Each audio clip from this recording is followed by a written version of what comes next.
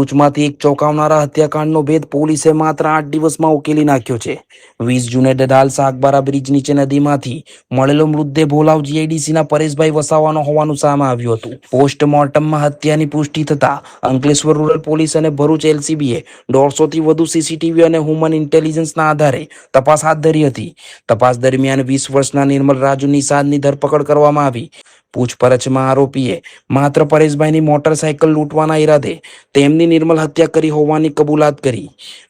આરોપી મૂળ ઉત્તર પ્રદેશનો છે અને તેની સામે અગાઉ પણ 2 ગુના નોંધાયેલા હોવાનું પોલીસ તપાસમાં સામે આવ્યું છે। તારીખ 20/6/2026 રોજ અંકલેશ્વર રૂરલ પોલીસ સ્ટેશન ખાતે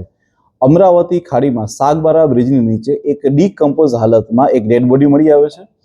કે જેને જોતા તેની કોઈ જાતની ઓળખ શક્ય હતી નહીં, કારણ કે ચહેરા ઉપર ઘણો બધો વિકૃત થઈ ગયો હતો। આ હાલતમાં પોલીસ દ્વારા તાત્કાલિક જ સુરત ખાતે ફોરેન્સિક એફએસએલ કરવા માટે ડેડ બોડીને મોકલી દેવામાં આવે છે અને ત્યારબાદ ડેડ બોડીના ફોટા અને બધું લઈ અને વ્યક્તિની ઓળખાણ માટે ખૂબ પ્રયત્ન કરવામાં આવે છે, જેને આધારે અલગ અલગ અનેક સીસીટીવીઓ,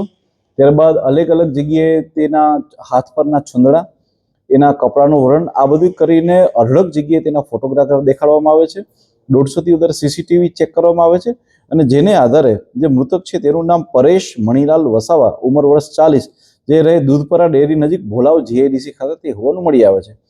મીનવાઇલ સુરત ફોરેન્સિક ખાતેથી ખ્યાલ પડે છે કે જે વ્યક્તિની ડેડ બોડી છે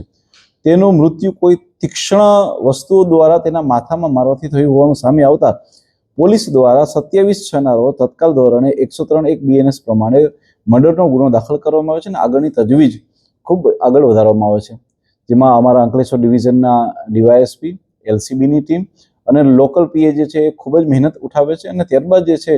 એ બધી જ વસ્તુ ચેક કરતા ખ્યાલ પડે છે કે 17/6/2026 રોજ આ વ્યક્તિ ભોલાવ જીઆઈડીસી ખાતેથી નીકળી